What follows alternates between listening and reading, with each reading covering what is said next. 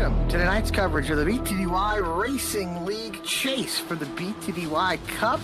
There's no place like home here at the Kansas Speedway for race 1.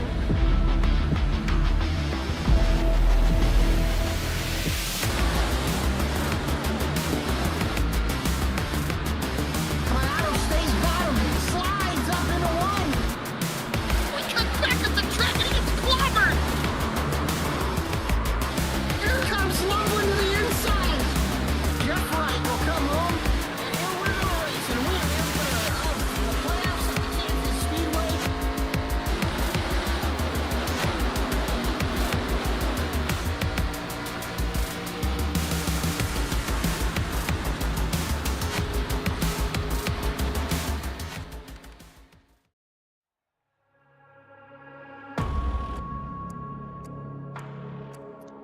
Time has arrived for another week here in the BTDY Racing Series, the FloridaSkinDoctor.com series here on Tuesday nights. And tonight we are heading to the West Coast after a thrilling race up at Lime Rock Park. We go to a track that no longer exists the way we get to experience it here tonight in iRacing. It's a track that has only become more beloved as we've gotten further away from it. The KHIO 200 tonight coming to you live from the Virtual Auto Club Speedway in Fontana, California. This could be a fun addition to this series. 5 races in, 4 different winners. Welcome in, everybody. My name is Alex Gannon. Alongside me in the booth tonight, Lucas Lyons. And Lucas, how are you this evening? First time that we've ever had the opportunity to work together. Yeah, I'm pretty excited. I think it's going to be a good race. You know, these ARCA cars with a little bit less horsepower than most of the normal NASCAR stuff that we see here on VSPEED. But I think with this big 2-mile oval, I think it's going to be a good race. I think everyone's going to be on top of each other. The draft is going to be a big effect. And we might see some tire and fuel saving tonight.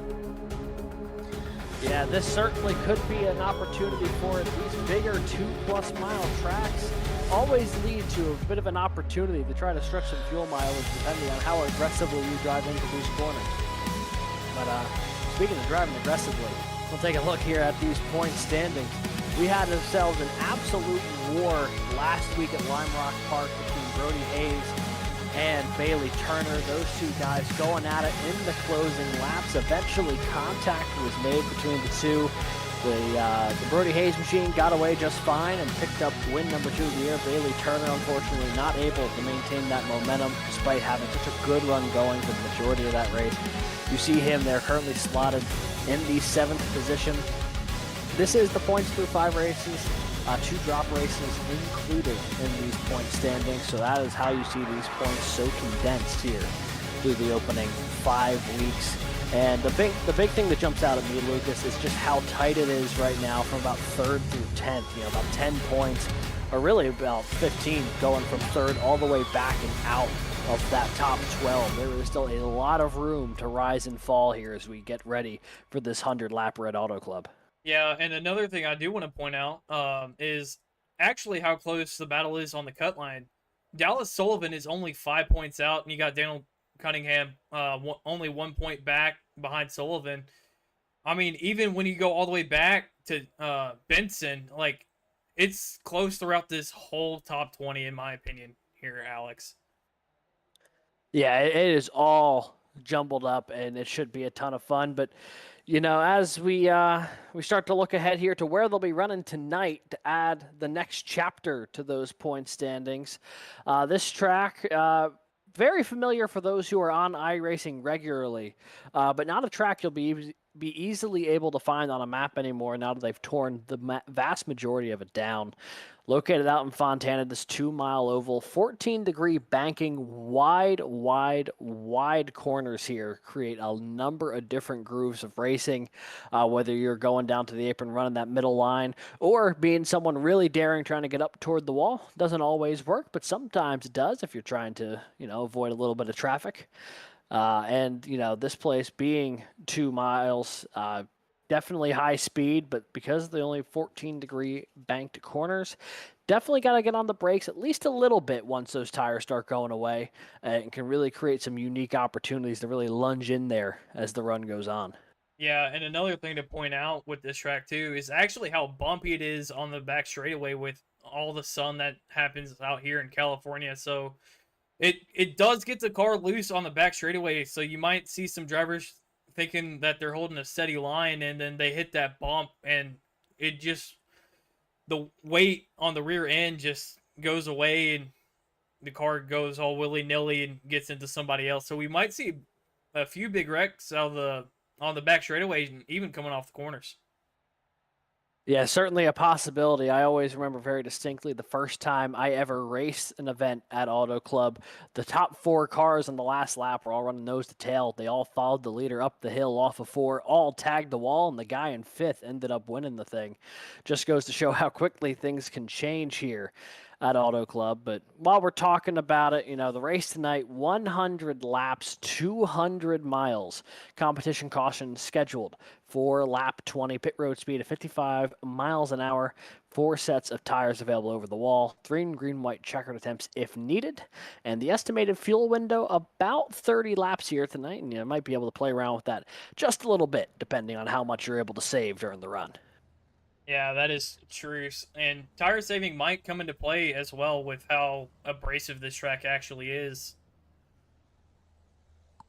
Yeah, I couldn't agree more. It is certainly a place where if you're not careful, it will really chew them up. And it only takes a couple of laps of feeling like you're Superman here to damage those tires beyond repair for the rest of the run, where you're constantly chasing it up the hill. But with that, qualifying has concluded here. We've got 26 cars ready to rock and roll here tonight.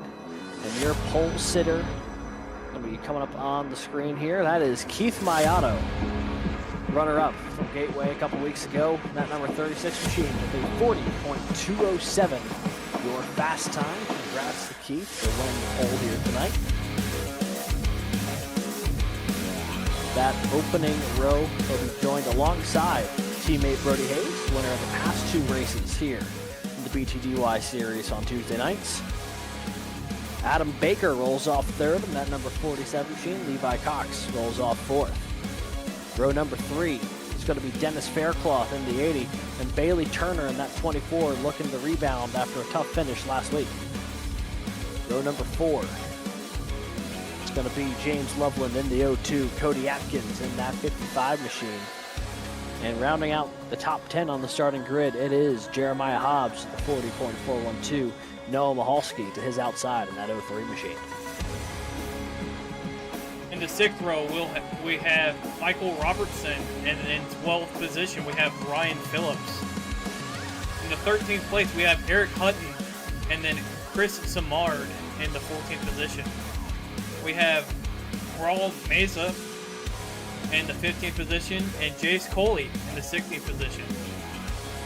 In 17th, we have Dallas Sullivan, and in 18th, we have Brady Wagner. In 19th, we have Jake Mankey, and rounding out our top 20 is Colton Miller. And rounding out the rest of your field here, the 63 of Max Cost alongside Todd Giles Jr. in that 14 car.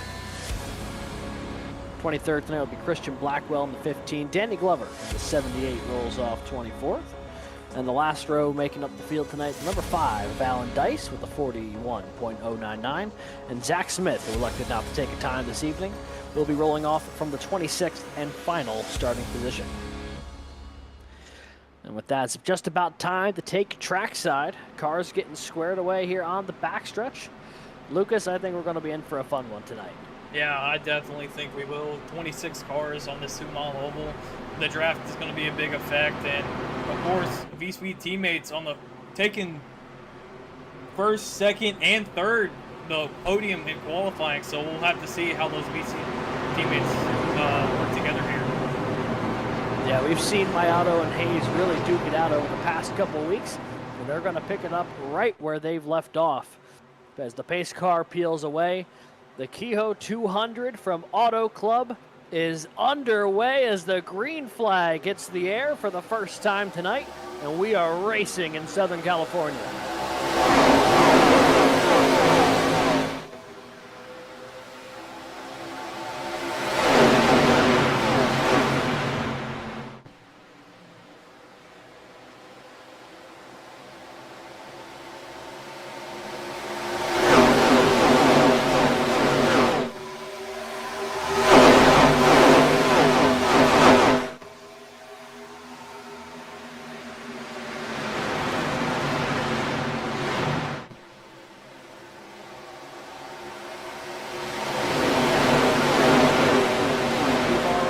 Some big movers here.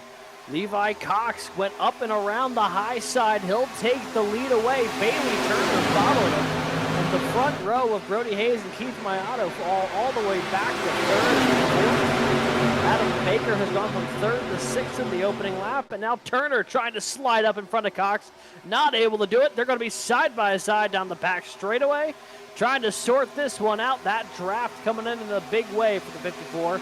Cox going to hold on to the lead for now. Yeah, Cox, I remember commentating with him when he was running Atlanta, and he had the lead coming to the checkered flag and ran out of gas coming out of turn 4. Heartbreak for him, and it looks like he's trying to rebound from that at this big 2-mile oval. As you see Bailey Turner looking to the inside of Cox right now, and then you have Hayes. Looks like he's trying to wrap the bottom, and they're 3 wide for the lead coming out turn 2. 3 wide for the lead indeed on lap number 3, wasting no time trying to get up to the front of the field here. Cox still has it, but he is facing a ton of pressure to that left side door. Turner going to slide up just a little bit. He'll fall back behind the 54. Here comes Mayato to the high side. Oh, Cox hit the wall pretty hard. Oh, he's trying to hold on to it. He's going to save it just barely, but Mayato is going to capitalize as they fan out 4 wide down the front straightaway. Yeah, this whole top 10, it's basically under a blanket. Only half a second between all of them, but man, it is very, very intense racing. It looks like it's 3x3x3 throughout that whole top 10, basically. Everyone trying to find real estate. It's got Brody Hayes going to the bottom underneath Mayato, trying to take that lead back from his VSPEED teammate. We'll see if he's clear. He slides up, and he's clear off of turn 4. Yeah, expertly timed pass by Brody Hayes going into turn 3. Shot it in there and slid up just in front of his teammate. And the front row, once again, running 1-2. Took him a second to reestablish that position. And just as I say it, Bailey Turner going to have something to say about it. He's looking to the inside. He's trying to get back up to Brody Hayes. Those two had a duel a week ago at Lime Rock, and it looks like it's going to be picking up right where they left off. So much action at the front of the field as here comes Dennis Faircloth for third. Yeah, that was a great move by Faircloth, getting to the inside of Bailey Turner going into that corner. He used that run perfectly to get to the inside, wrap the bottom, as it looks like Bailey Turner is looking back to the inside, going back into turn 1.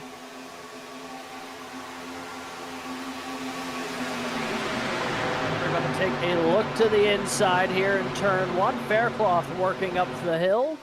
Side by side, although a distant side-by-side battle for that third position. As they come back together off the corner, looks like Faircloth's got it for now. They kind of settle in. Levi Cox has fallen all the way back to 6th. He's trying to work his way back up on that inside lane. As now there's a lot of pressure up front for the lead. Brody Hayes trying to manage 2 lanes of traffic. Bailey Turner down low, Keith Mayato up high, and with no draft help, the 24 is going the wrong direction in a hurry. Yeah, he got all the way up to the lead as he shoots to the inside of Eric Hutton. We'll see if he's able to get clear. I'm not too sure with Dennis Faircloth running that top line, but still, it seems like they're trying to single file out here, but everyone's just trying to use the run to their advantage. You've got Cox looking back to the inside of Eric Hutton, trying to get the march back up to the front. Yeah, trying to get that track position back. He took the lead on the opening lap, had that incident off of 4 a few laps ago. Cost him some track position. He's on the rally back to the front now. As you see, Faircloth kind of got shuffled out to the bottom. Oh, a very tight 3 wide there. Nearly made contact with Mahalski, who's going to work his way up the hill behind the 88 of Hutton. watching this, I mean, you can just get mesmerized here watching these races at Auto Club, because in the corners, they fan out 4, 5, 6 wide. I mean, maybe not all side by side, but we have cars running the apron, we've got cars running the wall, got every lane possible in the middle. I mean, everyone's just picking a spot and launching it in there, Lucas. Yeah, I'm honestly really shocked by that, especially this early in the race. I know that they have that Sage on lap 20, but they might just be trying to see how much the tires wear. As you had Jace Coley shooting to the inside of Faircloth, trying to make it 3 wide for that last place in the top 10, as we're about to have 4 wide coming out of turn 2. Yeah, and this is where things start getting a little tricky here at Auto Club. Is, you know, the first couple laps, everyone can kind of do what they want. You see Faircloth got shuffled out big time. He's now outside the top 10. He was running 3rd about 2 laps ago. But yeah, this is where things start getting tricky. You start running 3, 4 wide. Everyone has a different lane they feel comfortable with. And then all of a sudden, you know, cars have to accordion back together off the corner. And oh, there goes somebody. Adam Baker around on the front straightaway. Oh, and he also got into the inside wall. I'm not too sure if they have the faster pair in this series as we stay green. They do not. That is going to be terminal, at least as far as he'll have to try to repair that the old-fashioned way for Adam Baker. Got turned here in a collision, I want to say maybe with Michael Robinson. No, sorry, Jace Cully. Yeah. It's tangled up with the 65. Looks like he just got a little bit loose underneath of Adam Baker and just slid up the track just a little bit, and that was enough to get into Adam Baker as they're side by side for the second position. Brody Hayes versus Bailey Turner. It's also absolutely worth noting the reason this is still green is that spin took him out of the racing line. iRacing only throws the cautions typically when there's a car sideways in the racing line. So despite the fact that Baker spun out, we stay green as Bailey Turner powers up the middle with a little bit of help with Eric Hutton. He'll take the lead. Hutton moves to second. Oh, and he is leaning on Brody Hayes off of 4. Yeah, going 3 wide that close together probably got him really tight, and it shot him up the track, and Brody Hayes was there. Luckily, there wasn't a big wreck, because if one of them would have got turned, I felt like we would have had the big one here at Auto Club. Yeah, especially from the front of the field. I mean, all it takes is the guy up front going sideways, and it's going to collect a whole ton of people going in behind him. So Turner's got the lead over Hayes and Liotto. Here's a good little battle deeper in the field. That's Cody Atkins to the inside of Loveland. Dennis Faircloth to the inside of Hutton. And you can see, oh boy, the 80 super loose coming off of the corner. He is just trying to hold on to the back end of that race car right now. No wonder he's fallen from 3rd back to 9th if that car's handling that way. Yeah, but as the race goes on, the battle for the lead only continues to intensify. Brody Hayes gets a run going into turn 1 and 2 and clears him exiting 2, as it looks like Bailey Turner is trying to get back to his inside, going back to 3 and 4, hoping to get it to stick on the bottom and slide back up in front of Brody Hayes to get that lead back. He will be able to take that spot away for now. Bailey Turner back to the point. Here comes Brody Hayes again off of 4. These guys just cannot get settled on who's going to lead this race. This time by is going to be about 7 laps to go to the competition caution at lap 20. Or sorry, about 6 laps ago. The competition caution at lap 20. Brody Hayes currently leads over Bailey Turner and Noah Mahalski, who's been on a march to the front. Haven't talked about him a ton so far tonight, but he's 3 wide for 3rd with Cox and Mayato. Yeah, gaining 7 spots from where he qualified. Another person who's also on the march is Eric Hutton, who was up 6 from where he qualified. Looking to see how they play the later race after this stage break coming here in about 6 laps. Yeah, getting pretty close to it here is basically a dead heat across the line between Turner and Hayes. 3 wide for the lead is Levi Cox. Back to the point. First time he's been in the lead since about lap 3 here today. Now he's going to try to hold on to it over Turner. They get real close off of 2. The 24 and the 54 side by side down for the lead. Yeah, this is some great stuff, especially this early in the race. The draft's playing a big role of where people are driving, whether they want that clean air on their nose for that front grip. As you got 4 wide coming out of turn 4. Oh, and they got it settled out all between them. It got really tight there for a second as the 54 and the 24 still side by side. Faircloth pushing Levi Cox back up to the lead. It looks like the 80 of Faircloth got into the wall there going into turn 1. Yeah, gave him such a big shove, didn't give himself enough time to make the turn off the wall. And now things getting really tight up there with Hayes and Mahalski nearly squeezing them in. This top 7 or 8 cars or so, just a revolving door at the moment as Cody Atkins sliding into the wall. The 55 absolutely destroys the front end of that race car. And he is going to try to bring it down pit road. I don't know exactly how that started, but it ended with Cody Atkins absolutely destroying the right front toe ring. We'll take a look here at the VSPEED instant replay to see what happens. As you see, Cody is the 3rd car in that outside lane. Looks like he just gets in the wall. Brody Hayes gets under him, and that just causes him to lose it. He wasn't able to save it. Gets hard into that safer barrier, rips the bumper of that nose off, and it completely destroys that right front suspension. And with no fast repairs, that might be a day ender there for Cody Atkins. Just a couple laps before the competition caution. Meanwhile, back up front, absolutely nothing has settled down yet. Levi Cox down, trying to break the draft. Bailey Turner follows him. Mayato settles in there with Ray Massey. Ray Massey sitting there in 4th. Brody Hayes now in 5th. The 23 on the scene really for the first time so far tonight. And his 2nd place gets all tied up, giving Levi Cox just a little bit of a break down the back straightaway. A 1/4 second advantage, the biggest anyone's had in several laps. Yeah, man, this is some great racing, Alex. The constant 3 wide, as there's still 3 wide between Mesa, the 36, and Brody Hayes down on the bottom. It looks like we're 3 by 3 by 3 behind the 1st and 2nd car, who are, looks like they're working together now, as I'm staying corrected, as Bailey Turner goes down to the bottom of Cox to see if he can get the lead back, or at least get side by side. Oh, it gets really tight coming off the corner. It looks like Turner just got tight, got up into Cox a little bit, and Cox wasn't having it.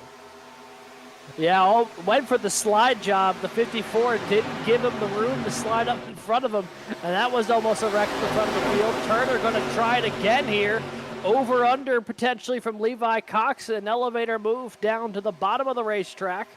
He's going to try to get away now from the 24, a dead heat at the line as we move on now, and that is the competition caution. I got so caught up in that battle, I actually don't even know who got it. It was a photo finish to see who got to the comp caution first. I want to say it may have been the 54. That's who I think it is, but I could stand corrected. That's who I have at the line as of right now. And it is Levi Cox for that Stage 1 winner. Unbelievable. Held on just long enough. I mean, Bailey Turner, to his credit, he gave him a run for it there, but, you know, Levi Cox going to be your leader at the time of competition caution. Bailey Turner, Ray Massey, Keith Mayato, Brody Hayes, currently your top 5 as they run. This top 10 completely shuffled, even just in the last couple laps. I mean, we have seen so many comers and goers already, and we're only a 5th of the way into this race. Yeah, and the intense racing for those 20 laps, man, that was some great stuff. Everyone was leaning on each other, really trying to get after it and gain as many spots. And just, I don't have the words, man. I'm going to be honest. What a great first stage. I mean, I tell you what, the next 75, 80 laps are the same as what we just got treated to in the opening 20. We could be in for an all-timer when this one's said and done. And that was some fantastic stuff. And despite the fact we had a couple of cars get tangled up, nothing officially bringing out the yellow until the comp caution. So the 54 going to lead just about everybody down pit road here with the estimated fuel window of about 30 laps. 20 laps into the run, a prime time for fuel and tires here. Yep, just about everybody is gonna make pit road a very busy place right now. Yeah, I think it's a great call to come down, and you have 4 sets over the wall, uh, so you can split it 20, 20, 20 from here on out for laps on tires. As I mean, man, it's going to be a great Whoa! race. Couple of quick stops. A couple of cars who went right through the exit there. My auto slid through his box, actually. That's going to cost him some time. But a few either fuel only or maybe just missed their box or what. I don't know. There's a couple of cars who got off pit road incredibly fast before we got back to the race leaders. Yeah, I think they just didn't stop in their box at all. I think they just missed it. They might come back down this time. I'm not too sure why they wouldn't. I think they just kind of miscalculated where their box was at or didn't have the chance to get in. So we'll see what Eric Hutton, James Loveland, and Mike Koss do here this time around. Yeah, so those 3 cars were down on the way from pit road way faster of the cars who we believe actually stopped. First car off was Levi Cox, able to retain the lead. And looks like, yeah, those 3 got to be making their way back down pit road this time. So Levi Cox, Bailey Turner, and Ray Massey, your top 3. Brody Hayes gets out in front of Keith Mayato. The 36 slid through his box just a little bit, and that was enough to cost him a position. But field going to go double wide this time, it looks like, which means next time by we will be going green once again. And I'm just sitting here hoping that they can keep up what they were doing in the opening 20 laps. If that's the case, this is going to be one heck of a show.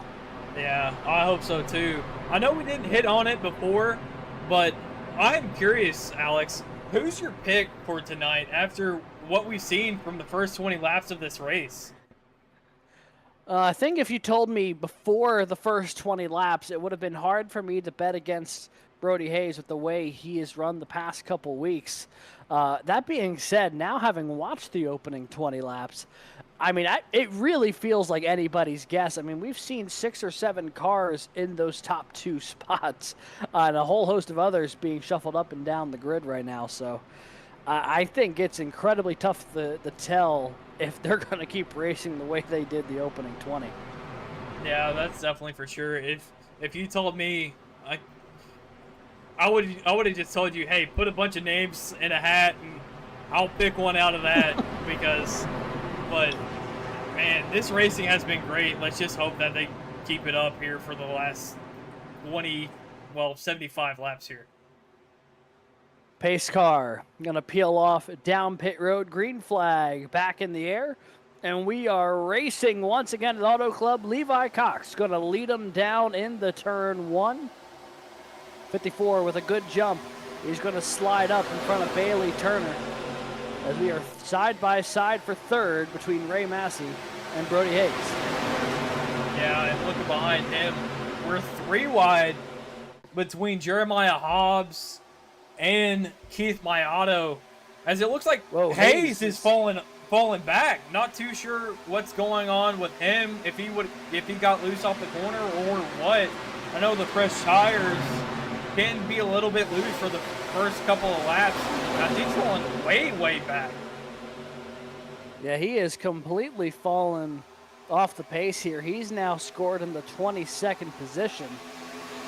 I don't know if he was thinking things were getting too busy up front or what, but something has happened with 37. He now finds himself 2.5 seconds back as up front. Dennis Faircloth is putting on the pressure right now to Levi Cox. He's moved up to second, and the 80 knocking on the door, trying to take over the lead for the first time today. Yeah, Faircloth has done a great job trying to work his way up to the front.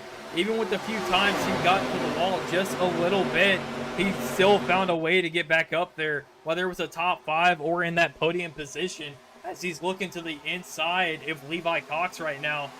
And there's a draft train on the top as Bailey Turner comes down. and he's just losing positions due to that draft train up top. As we have a caution. Caution is out.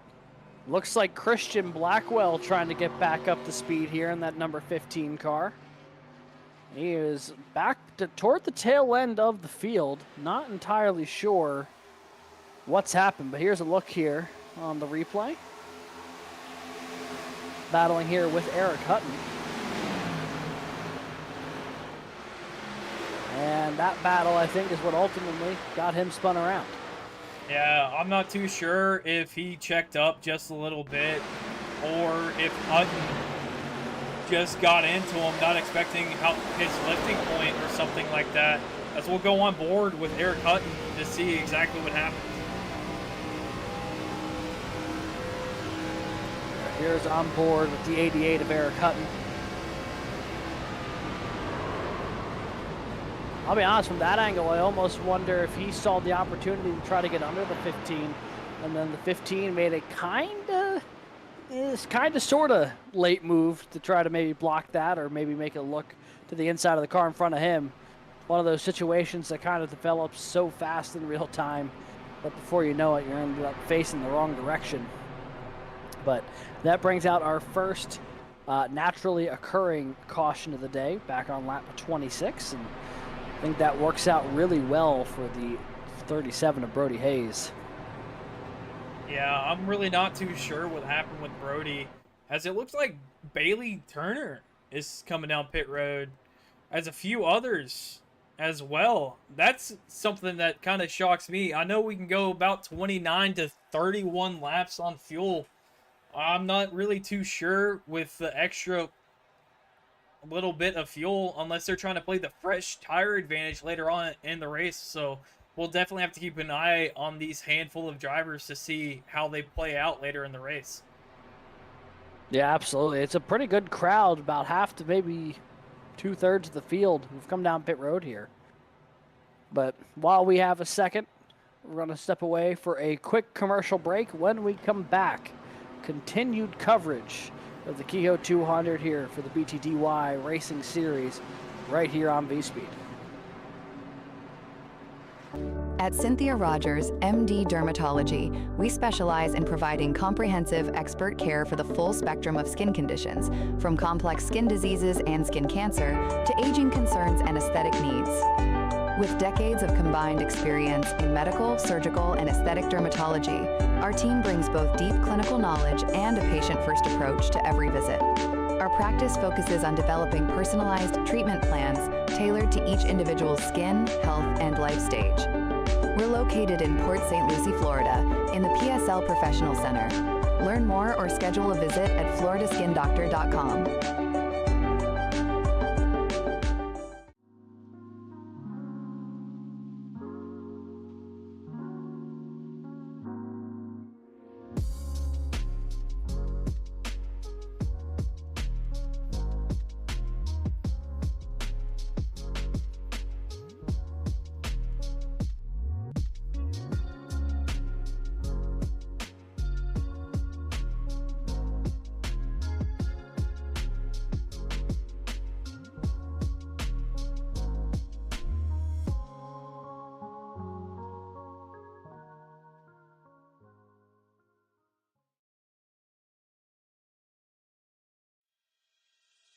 We've been around since 1946, originated as a scrapyard and evolved into a full-on steel service center, buying and selling new steel products of light fabrication, such as cutting, shearing, bending, threading. We also run a wholesale pipe, valve, and fitting plumbing division, as well as a retail showroom outlet. And then we also are a full-on structural steel fabricator, which is the skeletal steel that you see in commercial and residential structures. We sell to a wide variety of contractors, plumbers, maintenance type personnel, underground utility companies. We sell anything from single nuts and bolts to like a typical hardware store type of feel, one fitting, to full semi-loads of pipes. We're a little deeper in our inventory, and we actually have maybe a little more specialized type of fittings and such. Stock quite a diverse inventory, so we try to keep everything here to keep you guys going.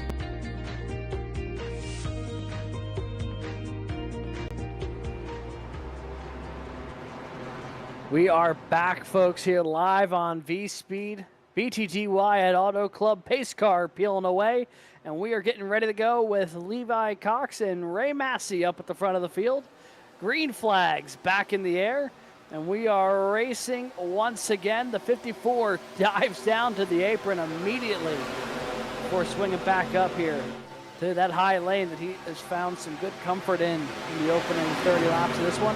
Faircloth going to make the jump to second, and Jeremiah Hobbs looking to try to take third place away from Massey here.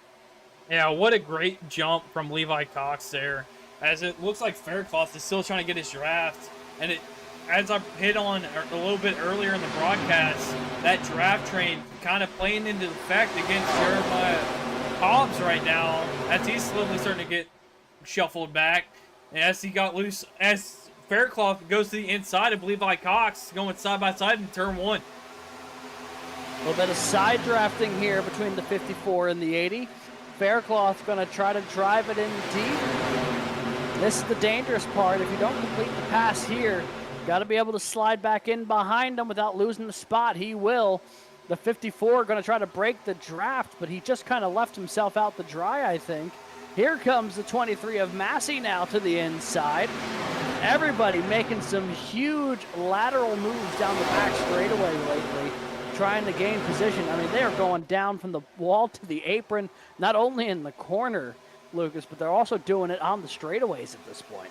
Yeah, one thing that I want to point out that is different than the first 20 laps that we ran here is the top 8 have kind of broken away, and we're starting to see 2 packs develop as Coley is the leader of that second pack, and that second pack is basically just running single file, running the top. So I'm pretty interested to see how it plays out between everybody, whether you're pushing hard like these top 8 drivers or you're in that second pack just kind of running single file. Speaking of pushing hard, Dennis Faircloth makes a big dive to the inside. He'll take the lead here. Going on the lap 33, the 80 out front for the first time today. He's been hovering around it all evening long. Finally made the move, took the lead. Levi Cox, though, not happy with losing it. He's going to go right back at him on the inside here in 1 and 2, and they're going to be door to door off of exit. Yeah, I'm also really, really impressed with how Maholski has been driving through this field. Same thing with Massey. Up 12 spots as he's battling for the lead against Dennis Faircloth running the bottom right now. Side by side, see if he slots up. As Faircloth goes down, Maholski goes up. Massey, excuse me, as now Levi Cox is looking to the inside of Massey. See right up along the wall, Cox running that middle lane. Maholski kind of splitting the difference behind them as they settle in here. Those are your top 4. Ryan Phillips sits 5th in this little breakaway pack. Still holds about a 7/10 advantage. Oh, someone got the wall there deeper in the field. But right now, Faircloth, big block, chops the nose of the 23. He's trying to hold on to this lead. You see more smoke coming off the wall there. That might have been the 27 of Ryan Phillips that time. Yeah. Boy, they are just snaking down this front straightaway. It looks like the last couple laps of the Indy 500. They really are, man. And it looks like also Levi Cox got the wall a little bit, as now you have Maholski to the inside of Cox. Not too sure how much damage he got from hitting the wall, but it looks like he's still holding that draft pretty well, as Massey is now pushing Faircloth into turn 1 and hopefully getting some clean air, running that little bit lower line in 3 and 4, seeing if he can get the run. And Cox back to his outside. Massey might just decide to slot in line, and he does.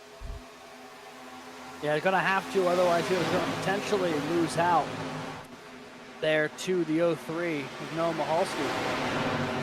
And these top 4 now starting to get a little bit of separation from even the cars behind them. A much more strung outfield than we saw in the opening 20 laps. And I think maybe some of the alternate strategy here between the two might have a little bit to do with it. Massey once again to the inside, trying to take that spot away from the 54. Faircloth You see the back end starting to step out a little bit. That was something we saw on the long run with the 80 as well in the opening 20 laps. I'm wondering to see if it'll continue here. Once we got about 15, 20 laps into that run, we saw the 80 was having a tough time keeping that rear set kind of anchored down to the ground. We'll see he's holding on to the lead here, although not by much. And look at just how close they are all there. It is 2 by 2. Trying to take that lead spot away. Faircloth holding on for dear life right now.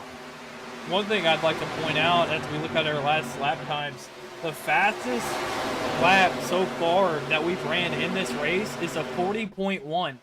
We are already half a second slower since our lap 20 stage caution. So there's two strategies that are really coming to mind as you have Noah Maholsky diving to the inside of Faircloth. Let's see if he can come up and get that lead from Faircloth.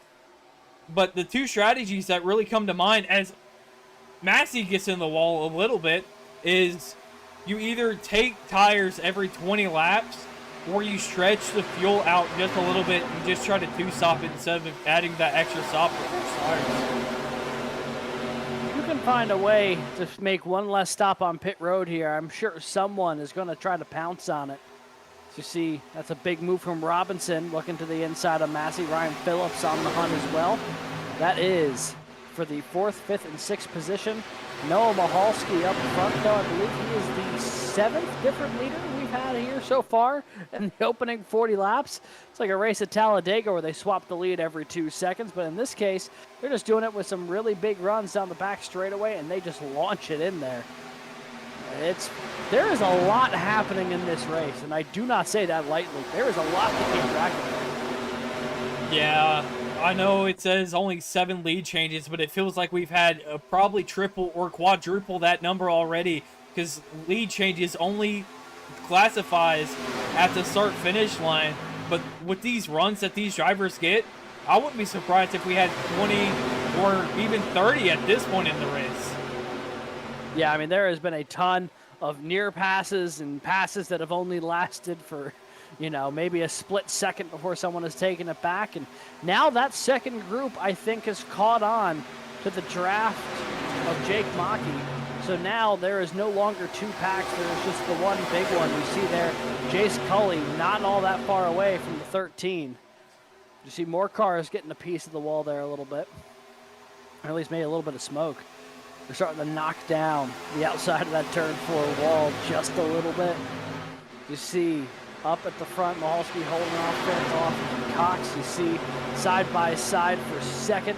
I mean, it's tough. We want to jump around and see all the action throughout the field, but every time we look away, up front, there's almost a pass for the lead. Yeah, it's really hard to go back and highlight a few drivers that's slowly been making their way through the field just because of how great the racing has been up front for the lead. I know it's starting to single file out now, which is something that we really didn't see in that first stage with the draft and everyone running the absolute crap out of the tires that they had, knowing that they had that lap 20 caution. But it seems like everything's starting to single file out now at that second pack with Bailey Turner starting to really reel it in. And then you have Keith Mayato behind him and a VSPEED teammate of Brody Hayes, Eric Hutton, and all of them. The people who came down with that caution brought out by the 15 between Eric Hutton and the 15. So we'll definitely have to see how that strategy plays out later in the race. Yeah, absolutely. And don't look now, but that purple number 5 just behind him, that is Alan Dice, started 25th today. He's up to 11th. He is, I think, the biggest mover in the field to this point. He's having himself a really strong run so far and is knocking on the door of the top 10 in front of some very, very fast race cars. Garrett Hutton, Brody Hayes, Chris Samard all tucked behind him as they are 3 wide ahead of him. That is Jeremiah Hobbs trying to make something happen inside the top 5.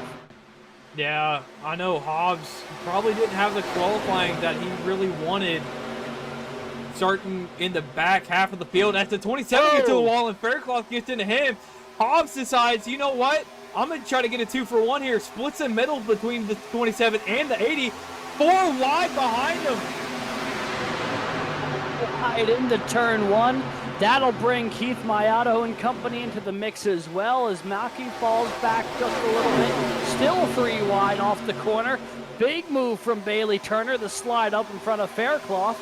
And just like that, over the course of a lap, Bailey Turner has snuck his way back into the top 5. He was about 9th at this place, or this part of the track last lap. Yeah, and also to keep in mind, Bailey Turner did come down pit road on that caution, so he's got more fuel than the people who's been up front. Also to keep in mind, he's been using that draft to save a little bit. As Keith Mayato door banging going to turn 1, and he saves it. Oh, that was a big save from the 36. The man who currently sits second in the points nearly had a really big situation on his hands, but he's going to hold on to it for now. Lost a ton of track position. The car's at least still in one piece, which is all he can probably ask for at this point. Yeah, that was a really close call for Mayato as he slips back, but Alex, if I'm being honest, I'd rather slip back and still have a race car for the end than accidentally get loose and end up wrecking myself and maybe a few other drivers. Yeah, I mean, you can't win the race here just before the halfway mark, but if that car went around, you could certainly lose it. I mean, we already have 2 cars who are off the racetrack. Cody Atkins, who we saw earlier this race, off the racetrack, currently 28 laps down, as well as Brady Wagoner, who left about 15 laps ago. That will be marked as a DNF as well for the driver of the 28. But as we creep closer and closer to this halfway mark, Levi Cox continues to hold on to the lead here by a slight margin. Mahalski actually going to give him a shot in the back here going into turn 1. Massey and Hobbs all single file behind him. That is your top 4, and then it gets a little more accordioned out behind them. Yeah, you got Chris Samar a little bit further in the back. They're shuffling and jibbling and jobbling back here for positions. Everyone really nose to tail and then trying to wait for the corners to try to slide up and do a little bit of a Dale Jr. slide job at Chicagoland, but trying to do it here at Auto Club. We've seen it work to great effect, and we've also seen it cost a couple drivers. Little side-by-side action there. There's James Loveland to the inside of Brody Hayes and Keith Mayato. Eric Hutton, meanwhile, to the outside of Jake Maki, just in front of him. Oh, Maki and Loveland almost got together off of 2. Meanwhile, we're taking a look throughout this field, trying to keep an eye on all of it. Massey going to get a run here for the lead. Going to try to launch it in deep and slide up in front of Levi Cox, and I believe the 23 is going to do just that. If he can hold on to the start-finish line, it'll be another new leader here tonight, and I think he will be able to. So Ray Massey, the 23 car, a new leader here. He's up from 15th. Yeah, Massey's really doing a good job, really working his way through the field very meticulously and clean as we're 3 wide for the lead now with Jeremiah Hobbs on the bottom, Levi Cox in the middle, and Massey up top. Massey holding off Cox here as they go into 3. Hobbs with Mahalski just behind them, 2 by 2 for the top 4 spots. Cox is going to take the lead back here just the way Massey did a lap ago. And the 54 back to the point here. So we make our way on to lap 50. Next time around, it'll be the halfway point of this one from Auto Club. And it is anybody's bet how the back half of this is going to go the way the front half is gone. But, I'm doing some math here, Lucas, and those cars who did not pit at the lap 27 caution, it is just about time for them to start thinking about coming down pit road, is it not? Yeah, it's really starting to seem that way as it looks like Levi Cox going down the bottom. We normally see him run that middle lane, so we'll have to see if he decides to pit this time by. And he is. Levi Cox coming down pit road. So we'll have to keep an eye to see where he decides to come out, as we also have Smith and Atkins and a few others coming down pit road as well. Yeah, Ryan Phillips, Jake Maki also pitting from inside the top 10. Got to imagine he had to maybe pit a lap earlier than everybody else with the amount of laps that he was leading, maybe burning just a little bit more fuel. But for each of these top 4 cars right now, got to imagine that this time around has got to be the time they make their stop, and that will be rather advantageous to Bailey Turner. Let's see if any of them decide to pull it in. Nope, none of them going to make it. Looks like they can go another lap as Hobbs now to the point. Jeremiah Hobbs, another new leader potentially, although Massey had a great run off of 4. He'll actually swing back in and in front of the 31. And now, I mean, even during the pit cycle, we're getting a fantastic duel for the lead. Yeah, as there's 3 wide, as the 5 gets a little bit loose in the middle, still getting a little bit loose. So he's going to fall just a little bit back as you have the 77 of Chris Samard passing him on the inside. Now side by side with Eric Hutton going into 3 and 4. Side by side, the 5 and the 88. Just behind them, or just behind the 77 of Chris Samard, who now is scored in that 9th position as they run. There is Keith Mayato, the pole sitter from today, winner several weeks ago. Currently sitting in the middle of a 3-wide situation with Faircloth and Robinson. I think that a little bit tight, but he's right to the back bumper now, Brody Hayes. These 2 cars started in the top 2 spots, and that's where they continue to run. One thing I just... Oh, go ahead, sorry. No, you're good. One thing I like to point out, Levi Cox came down pit road not too long ago, and look where he's at. He's in the back half of this draft. So when the cycle starts to come around, I think Levi Cox might be in the best position. Maybe not fuel-wise, but definitely track position-wise, because he's going to have the help of all these drivers in this lead pack to pull him around the track. Hopefully he can try to save himself a little bit too. So when they come down, he still has something to fight off these drivers when they decide to come down pit road. Yeah, which, I mean, just from the way the math is being concerned, you got to imagine they really can't push it much further than about another lap from now. As we see up front, I mean, Massey once again in front of Hobbs after Hobbs had taken the lead away just a moment ago. Mahalski now sits 3rd just in front of Turner's Hayes. Mayato, Samard, and in 5 of those top 10 cars, all people need to be considered coming down pit road very, very soon, and then the other group won't be too far behind them. See, Levi Cox going to make it 4 wide down the back straightaway. That'll settle it down to 2. Now they're 2 by 2 going through the corner. As he's still running the bottom inside Jeremiah Hobbs now, as he might try to get his lap back the hard way to pass Ray Massey entering turn 1 as he tries to run the bottom while Massey's running a little bit higher lane. Let's see what he does here. Inside Ray Massey now, and Levi Cox, last car in the lead lap, and came down pit road. Yeah, and that is going to be huge because everyone else in that group is still going to have to pit here. Some great stuff. Way to use the draft for the 54. That was expertly done. And it does sound like now we're going to have some cars making their way down pit road this time by based on what we were hearing on the radio. There goes the 23. Massey going to be down pit road here.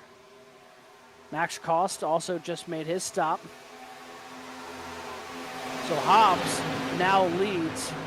You see Levi Cox continues to put distance on him on those fresh tires.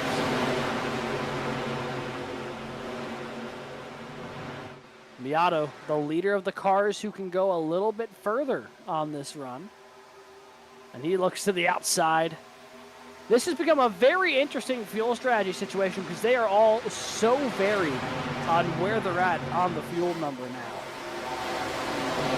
Yeah, it's very hard to tell what driver is on what strategy, as it looked like Mahalski and Faircloth came down pit road that time by. And I know one thing that we really haven't hit on this race is weather. Track temp 100 degrees and the air temp 78 degrees, and it's partially cloudy, so we'll see the clouds maybe play a little bit of effect as it's puts a little bit of cloud cover in a few of the corners and cools down those corners, and hopefully give the drivers a little bit more grip on this abrasive surface. Yeah, absolutely. See here, that's Hobbs coming down pit road, which means now the battle for the race lead is falling into the hands of Keith Mayato, Bailey Turner, Brody Hayes, and Chris Simard, who's up to 4th place now. And these guys can go a few more laps before they too will need the pit. But here they go. These guys have been battling all race long, and now they're doing it once again at the front of the field.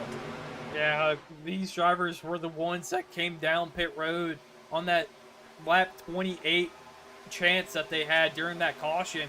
As it looks like Brody Hayes looking to the inside of Bailey Turner. We'll see if he's able to slide up in front of Bailey Turner off the corner here. I think he's going to be able to do it. It certainly is. Brody Hayes up the second, trying to chase down his teammate Keith Mayato. Brody Hayes has led the most laps in each of the past 2 races, going back to Gateway and Lime Rock. Don't believe that'll be the case here today with how varied everything has been at the front of the field. But has put himself in position to try to go for the three-peat here, as he currently runs second behind his point standings rival right now. And you know, Bailey Turner looking for a little bit of redemption after that so close result last week that ended up turning in to a car that went off the guardrail. You see here a little contingent of cars on the inside who all pit earlier. That is Ryan Phillips, Ray Massey, and I want to say, is that Adam Baker who's all trying to get back on the lead lap here? Yeah, that is Adam Baker down to the inside of the 27 now. And you know, earlier, Baker got spun into the inside wall. He might have been able to get all that damage fixed, so we'll have to see if he's able to get back on the lead lap and hopefully get up there towards the front and be in contention for that win.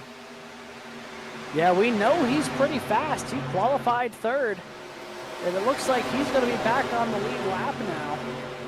And at this point, just about anything's possible for that 47. It looks pretty racy, and we know that that 23's been fast today, so who knows how that'll plan out with just under 40 laps to go. Brody Hayes shoving Mayato into turn 1. Turner looks down to the apron. He might try a big move here to try to take away 2nd place. Still slide back up the racetrack. Bit of a shallow exit. He'll settle back in to provisional P3. One thing I'm really been keeping my eye on, Levi Cox has made up about another 4 seconds on the race leader. 34 seconds back, but he's been doing all of that while they have not come down pit road yet. When they eventually do stop, I do think it'll inherit him a pretty healthy advantage.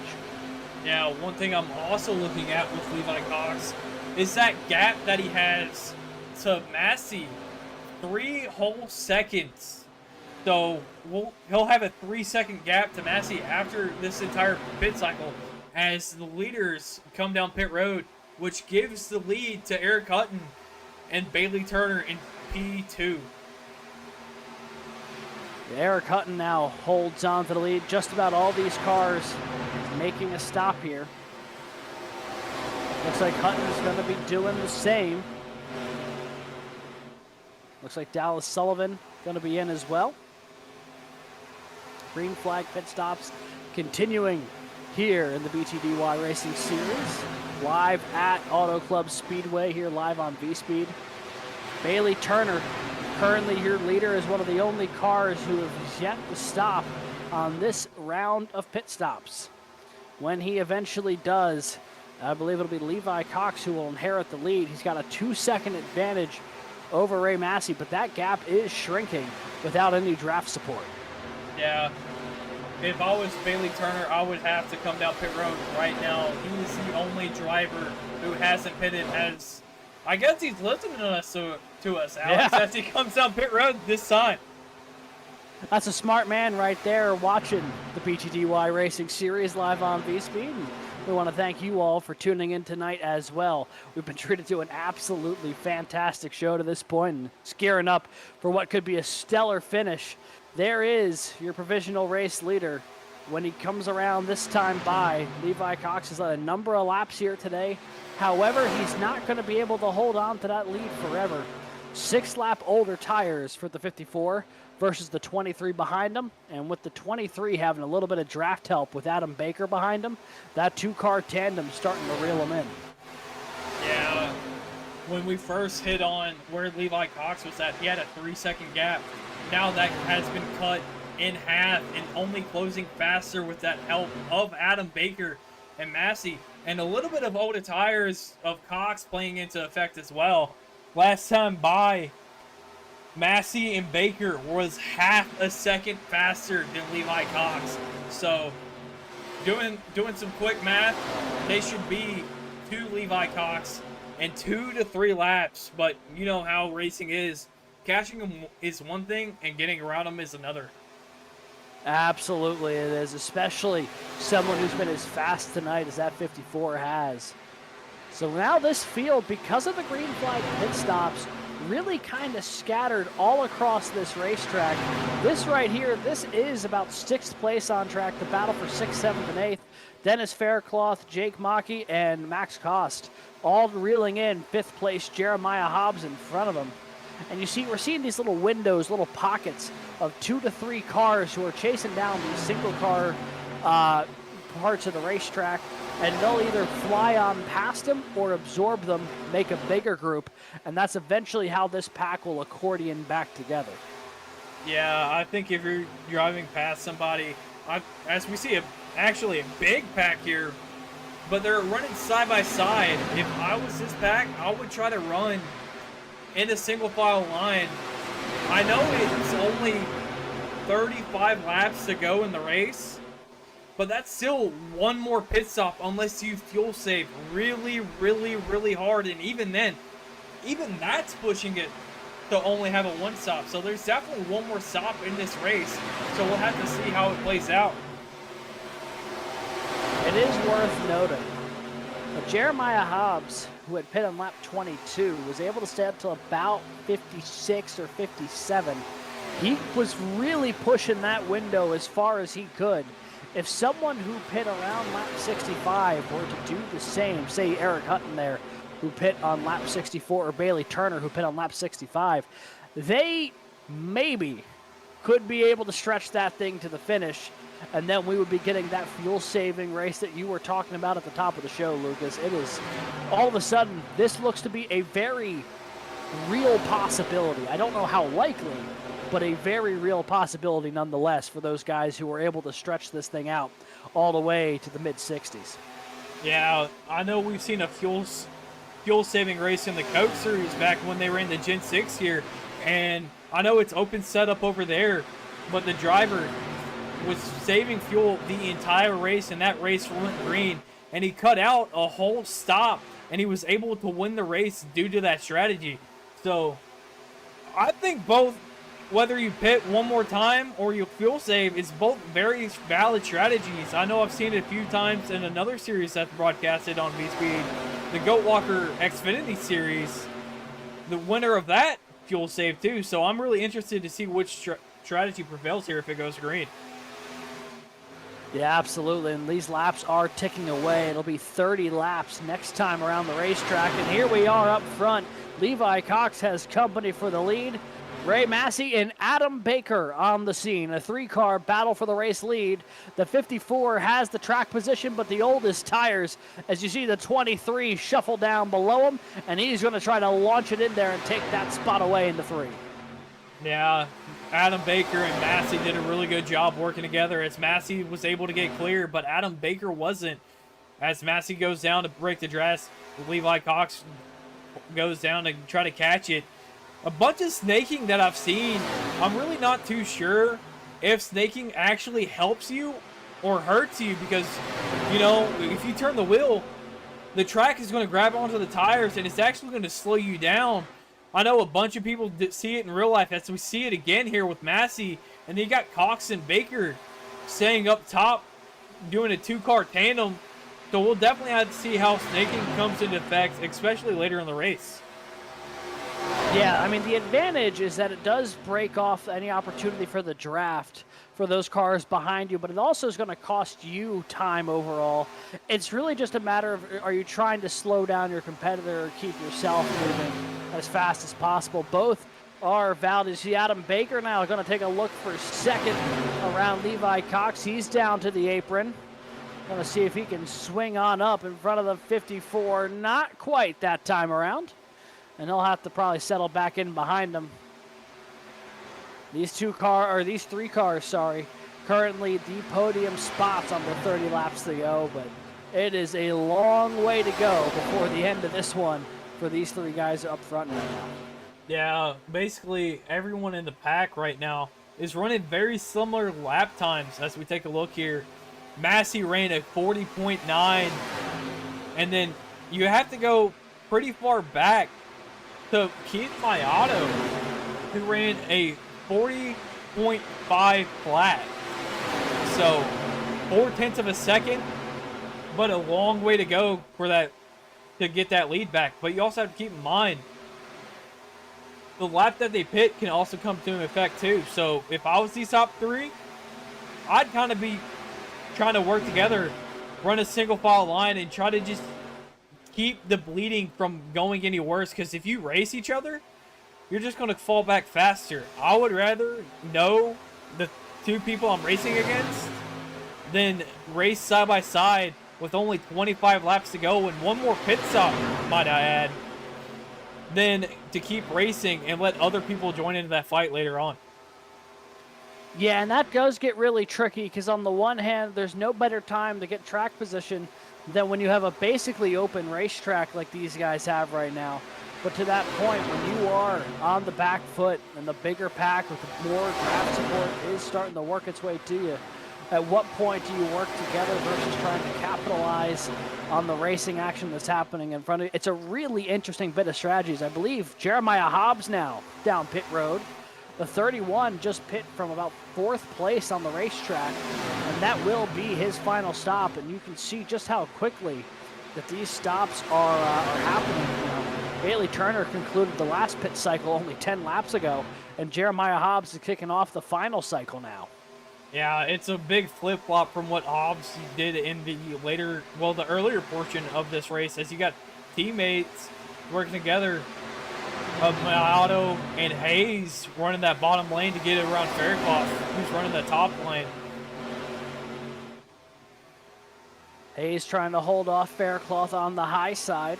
That's the battle for 5th on the racetrack right now. Turner going to try to slot in just in front of James Loveland as well. They all get single filed for just long enough so they can fan out the 5 different lanes here in the turns 1 and 2. Mayato, of course, leading that charge. They've cut that deficit from the... Oh, there he goes. Faircloth around. He got tagged by Loveland.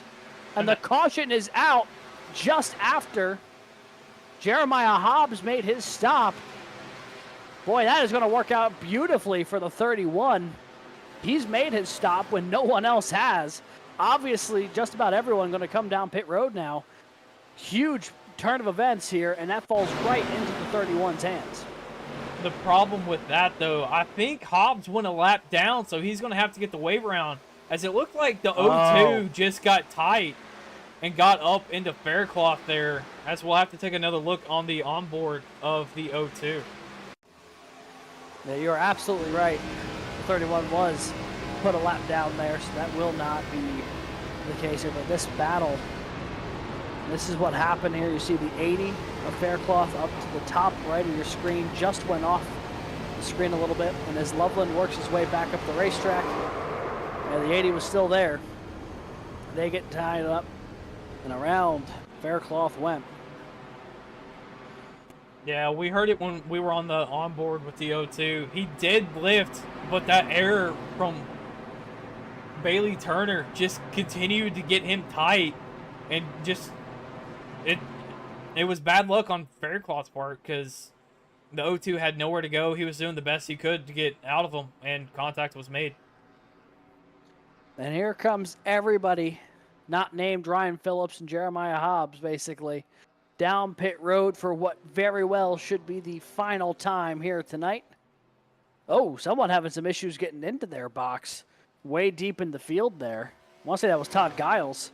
who got spun around on pit entry. But here we are. The money stop. Who is going to win the race off of pit road?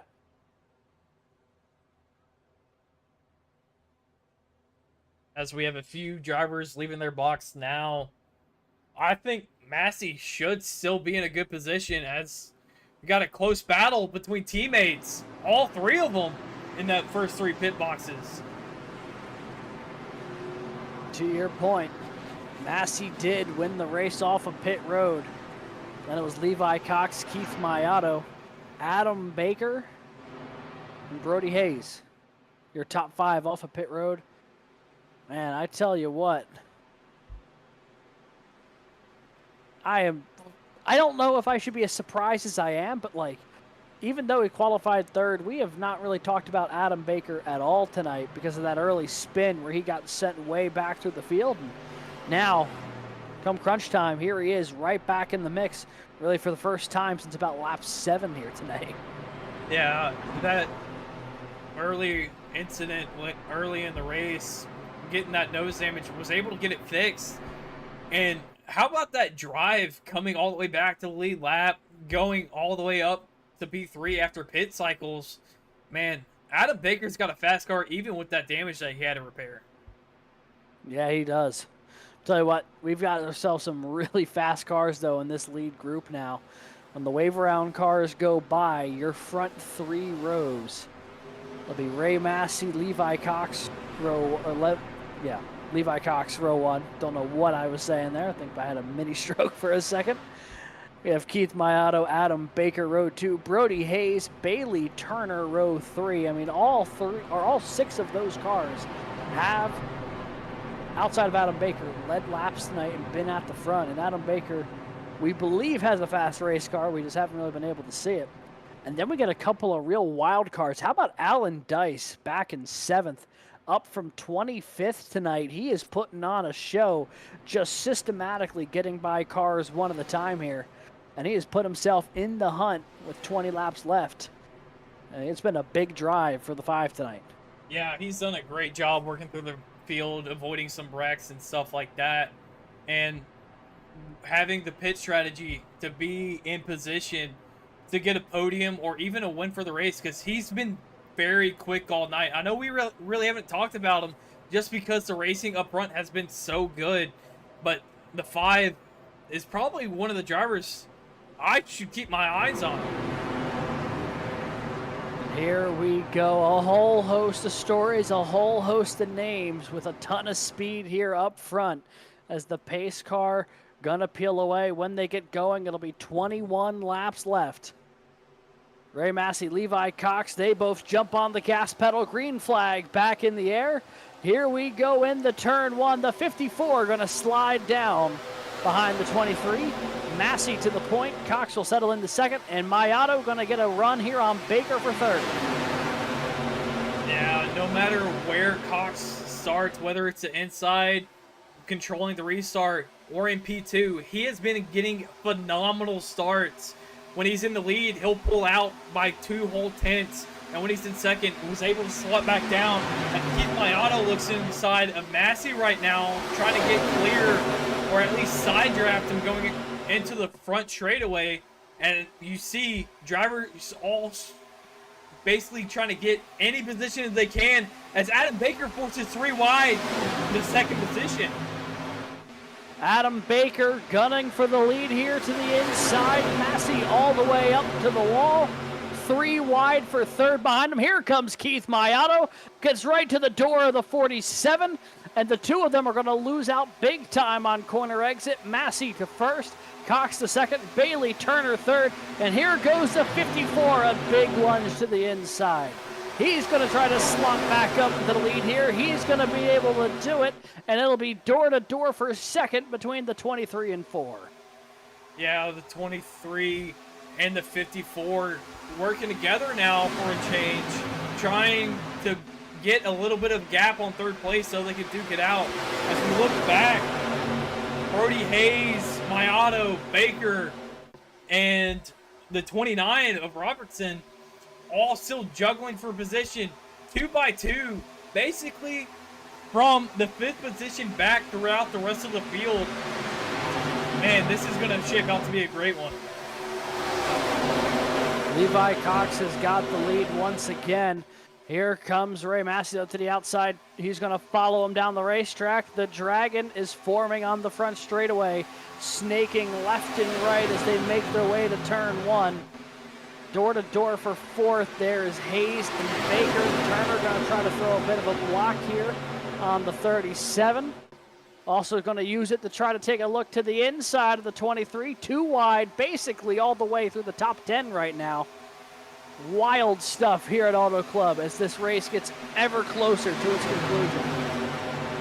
Yeah, one thing I've been noticing watching this battle for the lead, Massey is the only driver running a lane higher than everybody else. I'm not too sure if it's him trying to get a run or him just trying to get clean air on his nose. We saw it when he was leading as Maiato almost scraping the wall on the front straightaway, getting as close as he can. As we see it here, Massey running that top black seam. See if he can get a run out of turn 2 and give, oh, Coley. Oh, the yellow's out. Something happened with Jace Cully. No, Mahalski, I think, got turned in it as well, or at least a little bit. And that's going to bring out the yellow with less than 20 to go. 31 potential. Let's take a look here. See what happened. We saw the 65 loose a little bit. Oh, Dallas Sullivan goes around. And then, oh boy, big contact with Cost. Samard lost his front bumper. There's a lot more cars who got caught up in that, Lucas, than I think I initially realized. Yeah, I know. I saw it in the back half of the screen. Coley get loose coming out of turn 2 from contact from the 13, it looks like. I'm not too sure what happened between the 13 and the 46. Oh, it just looked like he got tight like we saw earlier on between Faircloth and another driver early on, and that's going to bring out our caution. And that is going to kind of restack this thing, and when they get going again, it's probably going to be about 12, 13 laps to go, give or take. Wonder if we'll have any takers for pit road. I'd find it unlikely, but for the folks maybe a little further back in the field, could potentially be an option. Maybe try to get just a slight tire advantage if you have got any left. Bailey Turner actually going to bring it down pit road. That is a bit of a surprise. Same with Keith Maiato, I believe. That second car down pit lane here. So a couple cars in that top 5 group going to pit, maybe try to get themselves a little bit of a tire advantage. They're going to cost themselves a lot of track position, but it could be worth it here if this thing gets a bit of a run to the end. Yeah, I think, in my opinion, I think it's a great call to come down and get these tires when you can. The only downside of this is you don't know if there's going to be another caution later on. If there's another caution later on and somebody else has that fresh tires that you're putting on now, as Bailey Turner's going to win this race off pit road, is now they're going to have the advantage in fresh tires, because believe it or not, tires does play a factor at a track like Auto Club. Yeah, you were mentioning at the top of the show how bumpy that back straightaway is and how it kind of just acts like a little bit of a grater for tires as they get going. Could be seeing a little bit of that coming into play at the end of this race. So with a couple of cars from the top 10 electing the pit, it's going to shuffle this running order up just a little bit here. And it's going to kind of... Cautions this deep into the race, I feel like kind of do both put you on edge and calm you down. It calms you down a little bit because you have the opportunity to breathe and kind of focus up a little bit before this last little run to the finish. But then the moment you have to get ready to actually go green again, your nerves shoot through the roof because you know how close you are to the end and how tight everyone is packed together again. And, you know, for better or for worse, cautions breed cautions. And you might be seeing a little bit of that unfolding as we speak. Yeah, I know when I do races and there's a caution with inside 15 to go, I always check my heart rate. My heart rate jumps up to 125 because I know it's basically go time at that point. So, and it's, as you said too, cautions do bring cautions occasionally And with how aggressive it was in the first 20 laps, I wouldn't be surprised if we saw 2 more cautions late in the race. Yeah, I can't say I'd be shocked either. Not through a lack of racecraft, just with how aggressively these guys have been running tonight. We'll take a look here. Your running order when they get going again in just a moment. Ray Massey, Levi Cox, row 1. Brody Hayes and Adam Baker, row 2. Dennis Faircloth, James Loveland, row 3, with Alan Dice and the birthday boy, Eric Hutton, in that 4th row. Man, I keep watching this race unfold, and I think whoever wins this thing, if it's not the 54, the move they have to make for the win is going to have to be on the 54 with the way this is going. Levi Cox on these restarts has just looked so strong tonight. Yeah, he definitely has. And the first driver that's going to be on fresh tires is Bailey Turner, and he's starting all the way back in the 13th position. So we'll have to see how these fresh tires plays out for drivers like Bailey Turner, Dallas Sullivan, Ryan Phillips, Noah Maholsky as we're about to go green here. Here we go. Green flag is back in the air. Levi Cox, Ray Massey going to take it to the start-finish line. The 54 with a good jump. He'll take over the race lead. Massey holds on to second as Brody Hayes shoves him into turn 1. Whole field 2, 3, and 4 wide going through this corner. They're all trying to get sorted, and they're all chasing Levi Cox. Yeah, as they're starting to fan out 4 to 5 wide down this back straightaway. As you see, Bailey Turner makes an aggressive move down to the bottom, forcing 3 wide on cars who have a little bit older tires. Now up to 9th position, already gaining 4 spots since that restart. If my math checks out and he's able to keep this pace, he'll be up to the back bumper of Noah Cox before this is all said and done. Yeah, he is moving with a purpose right about now. Looking to the inside of Jeremiah Hobbs and James Loveland. Alan Dice trapped in the middle of 3 wide. Oh, contact with Turner. They were running out of room. Neither of them spin, though. We stay green. And meanwhile, up front, Brody Hayes has caught the back bumper of Levi Cox. Here comes the 2-time winner this season back to the inside. The 3-peat dream may not be over yet for the 37 as he is door-to-door with Levi Cox here. Coming to 11 left in this one. Yeah, and for a split second, he had his teammate behind him of Adam Baker. If them two can work together and run that bottom nose to tail, like we've seen a lot of other drivers do earlier in the race, they might be able to get past Levi Cox. But the driver I definitely have my eyes on right now is Bailey Turner. He's up to 7th now, gaining 2 more spots since the last time we talked about him with 10 laps to go. Running about a 10th faster each lap than the leader. So he definitely has plenty of time to get up there. He just has to find the clean air and the gaps as the 36. Oh, huge wreck. Yellows out Keith Mayato into the wall. And the man who came in tonight as the pole sitter and second in points.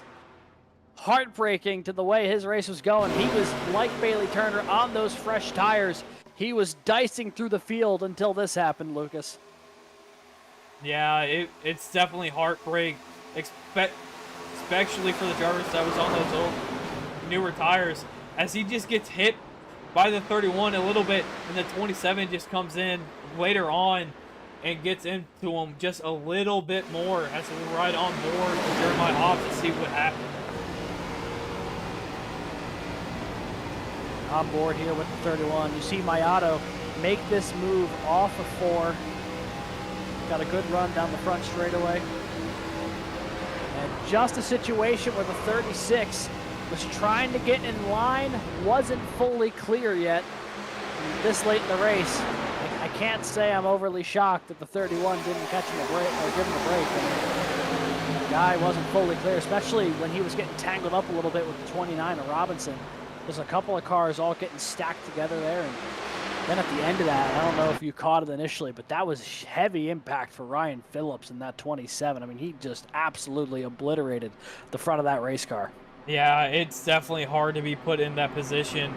But, you know, what I think really caused it was what you were talking about with the 29 getting just the littlest bit into the right rear as you have Brody Hayes. Oh, I thought Brody Hayes was going to come down. See? Almost. Almost. See? I know when you're a driver and you see people do that and you're like, oh, they're not going to come down. Well, now I'm up in the booth thinking he's going to come down. Brody Hayes, I'll give you a quick round of applause because you might have not you might have not juked out a driver, but you definitely juked me. Especially with where he was on the screen there, because he nearly cut off camera. We almost lost him before he decided to stay on the racetrack there. But I tell you what, this 37 has not been the center of the story here tonight. But after a couple of wins the past couple weeks, he's put himself right back in position. He's only led 9 laps tonight, but he's back where he started. He'll be restarting on the front row for the first time since, dare I say, the start of the race. Or if not, he's only really had one other front row restart. Could be looking at win number 3 if he can find a way around that 54.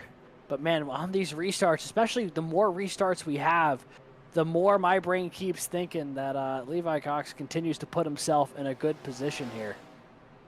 It is just unbelievable the show that they've been putting on here tonight. It's been a privilege to bring you this coverage on VSPEED. This is the BTDY racing series on Tuesday nights. This is ARCA at Virtual Auto Club Speedway. For anyone who may have joined us late, I'm Alex Scannion, Lucas Lyons, the other voice in the booth here tonight. I don't know about you. I guess I can't speak for you. I'll let you answer, but I've been having a blast up here tonight, and we've been treated to some of the best ARCA racing I think I've seen in a long, long time. Yeah, this race has been absolutely phenomenal, especially the first 20 laps when it was basically 5 wide for the first 20 laps with no cautions, and then we've had a few cautions sprinkled out here and there. But you know what? I know I asked you earlier in the race on who you have your eyes on now. I'll go ahead and start it out. I had my eyes on Bailey Turner to get the win here with 5 laps remaining once we go green. He's in a really good spot. He's on fresh tires, and he's starting 5th on that bottom lane. It's a good pick. I mean, he's been wicked fast tonight. He was really fast last week on Rock as well, and on those slight tire advantage, that might be all he needs. You know what? I'll throw a bit of a pick that I may not fully think that might be a win, but a surprise podium pick here might be that car to his outside. Eric Hutton, who's celebrating his birthday here today. Would be a bit of a fun birthday present for him, I'm sure, to find himself in victory lane here tonight. And that 88 machine. These cars are stacked up. Double file again. When we go racing, it'll be only 6 laps to go to settle it. Brody Hayes, Levi Cox, row 1. Dennis Faircloth, who's come back on the scene in a big way here. He's up to 3rd with Ray Massey to his outside. This is going to be fun. And something tells me, since Independence Day is just passed, we're going to see a little bit of fireworks on this racetrack as well. Pace car, back down on pit road. Green flag, back in the air. Here we go once again. The 54, another strong launch. He's going to get separation in front of the 37. And here they all go in the turn 1. Yeah, we've seen it time and time again. Levi Cox is getting an absolute clearing restart as we're already 3 wide with Bailey Turner, Eric Hutton, as it's now settled out. Drivers slicing and dicing. You see drivers going on the inside. And contact between Mays and Massey. Man.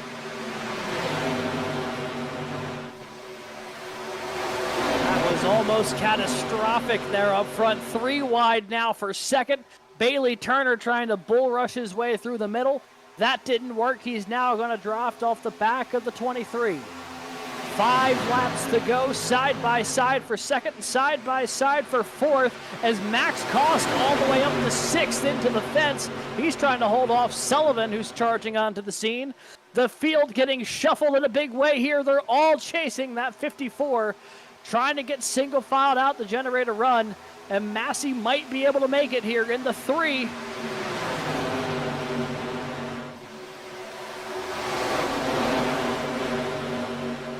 Where on earth did Dallas Sullivan come from? Oh, Max Cost spinning around. Big wreck on the front straightaway. Adam Baker and more. Caution is out once again, and I believe that may just take us to BTDY overtime. Yeah, I definitely think we will be having a green-white checkered on this next restart. I'm really not too sure what happened there, as we'll take another look at our VSPEED instant replay. I think what happened was it was almost 5 wide off of turn 4. I think that is where a lot of that unfolded. It was at least 4 wide here. Keep your eyes on that orange and black number 63. He's up toward the wall, and you see just how quickly things get stacked up. And I think he was trying to get down to maybe get a run on the 37. And that was not going to work with Adam Baker right to his inside. So a couple of cars go spinning. And we go to our first attempt at a green-white checkered finish. For anyone who may not be familiar with what overtime in stock car racing is going to look like, basically, whenever they take the green flag again, there's going to be 2 laps put on the board here to try to finish this race. If they are able to take the white flag, the final lap of the race, either the checkered or the caution will end the race. If a wreck happens before the white flag comes out, though, they will re-rack it and try it again. The goal, of course, is to get a actual running race to the finish line, and we don't have it finish under caution.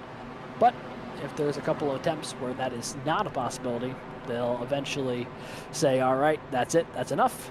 But the goal is to try to get a little bit extra racing in, a little bit of actual competition to the finish line here tonight. Yeah, I'm really hoping that we can get this race finish under green, because this racing here has been absolutely incredible. I know we've had a bunch of cautions late here, but when we were green, the pit strategy and how aggressive these drivers were being really made it really entertaining to call and watch as a fan. Yeah, it's been truly awesome.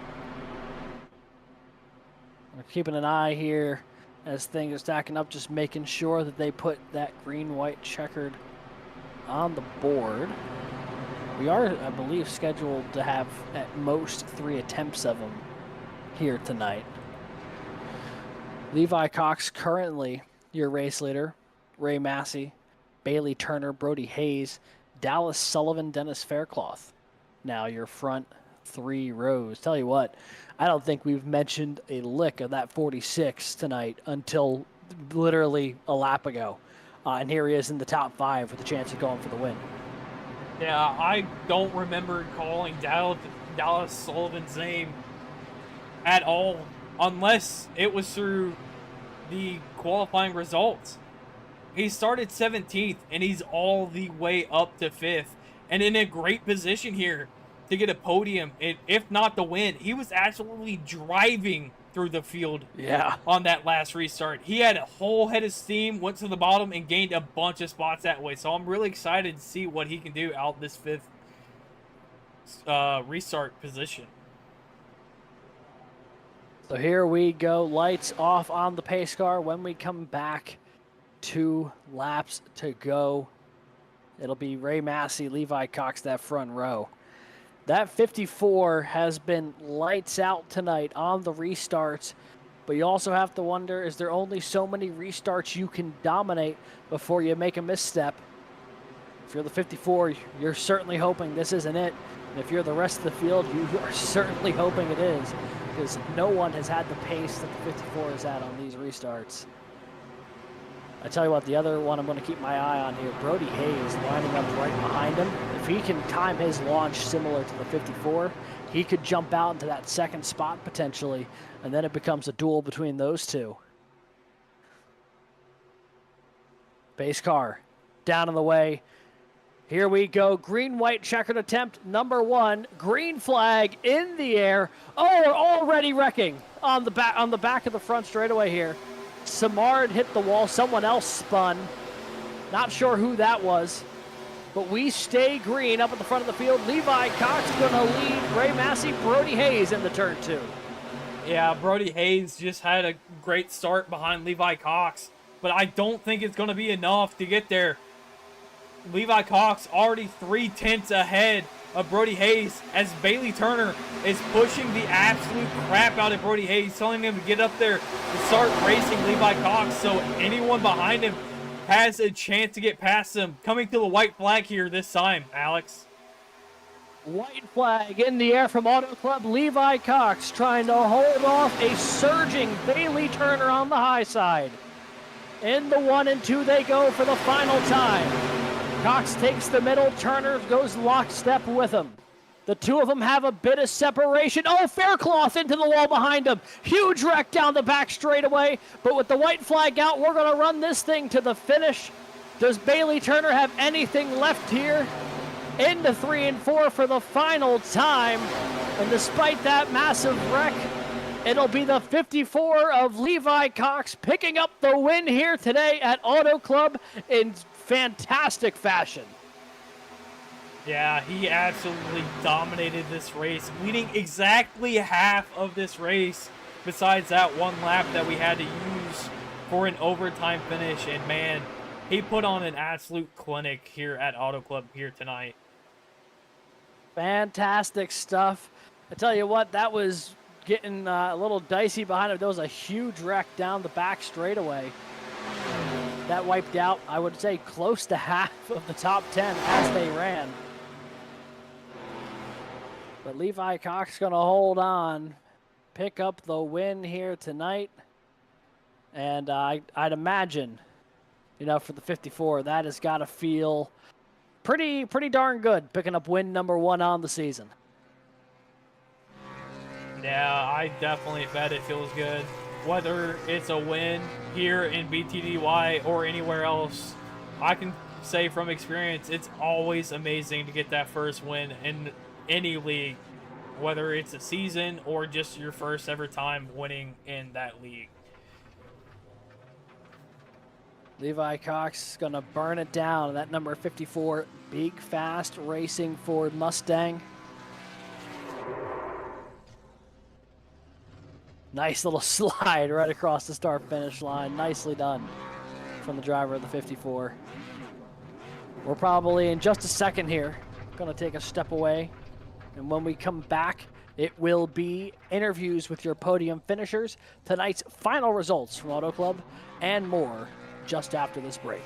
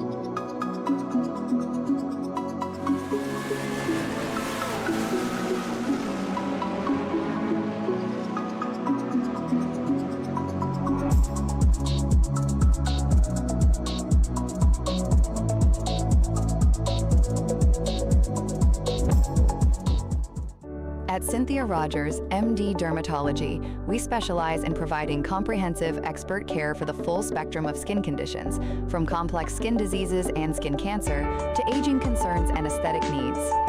With decades of combined experience in medical, surgical, and aesthetic dermatology, our team brings both deep clinical knowledge and a patient-first approach to every visit. Our practice focuses on developing personalized treatment plans tailored to each individual's skin, health, and life stage. We're located in Port St. Lucie, Florida, in the PSL Professional Center. Learn more or schedule a visit at floridaskindoctor.com.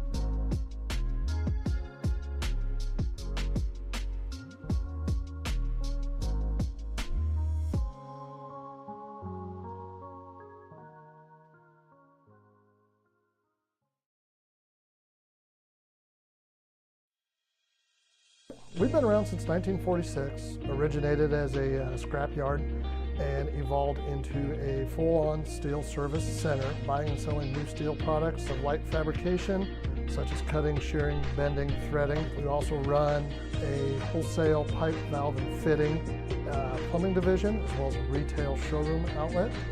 And then we also are a full-on structural steel fabricator, which is the skeletal steel that you see in commercial and residential structures. We sell to a wide variety of contractors, plumbers, maintenance type personnel, underground utility companies. We sell anything from single nuts and bolts to like a typical hardware store type of feel, one fitting, to full semi-loads of pipes. We're a little deeper in our inventory, and we actually have maybe a little more specialized type of fittings and such. Stock quite a diverse inventory, so we try to keep everything here to keep you guys going.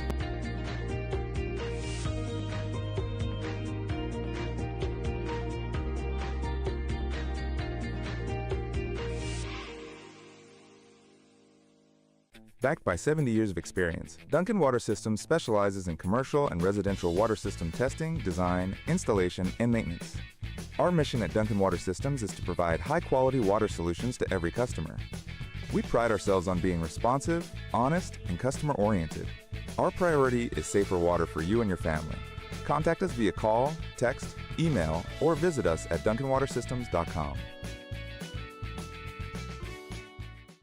At Cynthia Rogers, MD Dermatology, we specialize. Welcome back, everybody. After a thrilling night of racing here from Auto Club Speedway, had an absolute blast watching these guys tear it up at this 2-mile Southern California track. And now coming up on your screen, the final results from tonight's race. Unofficially, Levi Cox picks up the win here tonight, going from 4th to 1st, holding off a host of challengers in those closing laps. They'll finish just ahead of Bailey Turner, and then Ray Massey finishing on the podium as well. We'll talk to all three of those folks in just a moment. Michael Robinson will finish 4th here tonight. Jeremiah Hobbs finishing 5th. Danny Glover finishing 6th tonight from 24th. Big mover for him. James Loveland will finish 7th. Alan Dice in 8th, Jake Maki in 9th, and Adam Baker rounds out your top 10. Finishing in the 11th position, we have Todd Giles in the 14. And 12th, we have our outside pole setter of Brody Hayes. And 13th, we have the 63 of Max Cox. And then 14th, Dennis Faircloth. We saw him a lot in this race and just got taken out late in the race on that last green-white checkered there. And 15th, we have the 17 of Colton Braymiller. 16th, we have Chris Samard. 17th, we have Christian Blackwell, who was actually a lap down and was able to get his lap back. So a great rally from him, being laps down in the race with an incident that happened early in the race. In 18th, we have Noah Maholsky in the 03. 19th, we have Dallas Sullivan. And in 20th, we have the birthday boy of Eric Hutton. And rounding out your field here tonight, Jace Cully in 21st out of Keith Mayato, Ryan Phillips, Zach Smith, Brady Wagoner, and Cody Atkins all finishing number of laps down here tonight. But with that, it's going to take us down to catch up with our 3rd place finisher. We're catching up with driver the number 23, Ray Massey. Hey there, Ray. This is Alex and Lucas in the booth. You got a copy? Hey guys, I got you. Just want to make sure before I start, because I'd feel horrible if I was getting this wrong. Is it pronounced Ray or like Rhea? Nope, it's Ray. Ray, perfect. All right, I've been getting it right 95% of the time then. That's good enough. Ray, welcome to the booth, man. 15th to 3rd, man. What a drive. Led a bunch of laps as well. Talk to us a little bit about your night and what it was like getting up to the front and then battling with those guys for the entire back half of the race. I have to give a lot of credit to Cody, and the setup was a blast to drive. It was just a lot of fun. This thing hooked up, and I'm terrible at qualifying, I always have been. So I was able to drive towards the front in that first stint before the comp caution. I thought, okay, we're going to have us a good night. This is a lot of fun. So it was a lot of, moving the air around and trying to control what lane you wanted to advance behind you, that kind of thing. And yeah, classic ARCA is a lot of fun.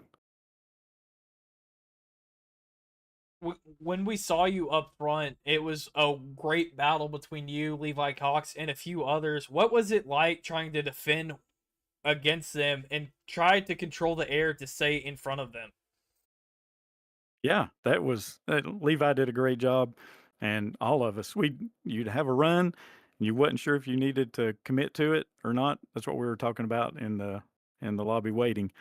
Just if you had a run, you thought, oh, I get freight trained on the outside, but it's a lot of fun just to take the run and see what you can do with it. So it's just a blast. I love this track.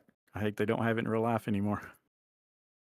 That really is a tragedy, especially because of you get to see on iRacing all the time just how good a place this can be when you get the right cars and the right setup. Ray, congrats on your podium here tonight, man. Unbelievable drive. Anyone you'd like to shout out here tonight? Yeah, I got a bunch. Clark Print Shop, that's actually my brother-in-law's business in real life. I put him on the car to get him some exposure. He can do bulk mailing like wedding invitations, graduation announcements. He can do promotional products. And if you place an order and you use code iRacing, give you 23% off. That's why my number's 23. And hey, there you go. Yeah. Walking and rolling costumes. I know you guys at VSPEED have supported them and do a lot for them. One of my coworkers actually does a lot of work with them. Chris Root, he's normally my spotter, but he's on vacation tonight. So I was using iRacing spotter, not nearly as good as Chris. So I'll be glad to get him back upstairs. And shout out to my dad. He actually does some crew chiefing for me in Discord. So he helps me with fuel strategy. And that was one thing tonight. We weren't sure whether we should save or go to the front. So we decided just to run it and hope for cautions, and it worked out and got us a podium. And I want to shout out VSPEED. You guys do a great job. And then Florida Skin Doctor and the other sponsors for the league. Couldn't do it without those guys. And then everyone in here, this lobby is a great group of racers. I love racing here on Tuesday nights. Awesome. Ray, thank you so much for dropping by. Congrats on your run here tonight. And now all the folks at home, you heard the man. If you need anything printed, you know exactly where you need to go. You got no excuses. Ray, thank you so much for dropping by, man. Congrats on the finish. We'll catch you next week. All right. Appreciate it, guys. That was third place finisher Ray Massey with his 15th to third place run here tonight. And we'll move right on up the ladder here, and we'll talk to runner-up finisher Bailey Turner. Hey there, Bailey. This is Alex and Lucas in the booth. You got a copy? Yeah, I got you guys. I'll tell you what, we were all kind of watching that late pit stop you made. Put you a little far back in the field, but you had the fresher tires, and man, you nearly were able to work your way back up there and take it at the line. Had a really fast car today, just maybe didn't have the opportunity to duke it out there right at the end. What were you seeing from your vantage point?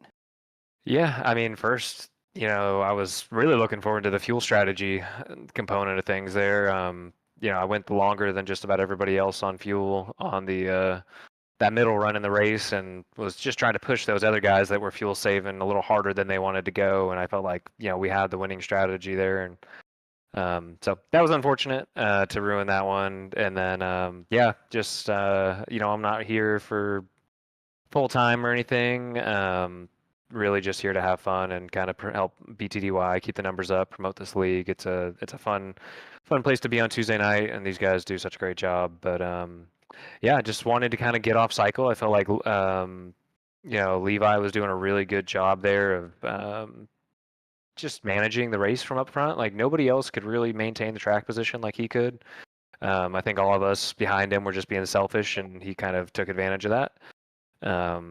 But yeah, just wanted to get off cycle and have something, a little fresher than those guys. And, it really didn't make as much of a difference as I thought it would. That draft was still so strong, and the fresh tires, I was just plowing tight compared to how we were earlier in the race with the track cooling down.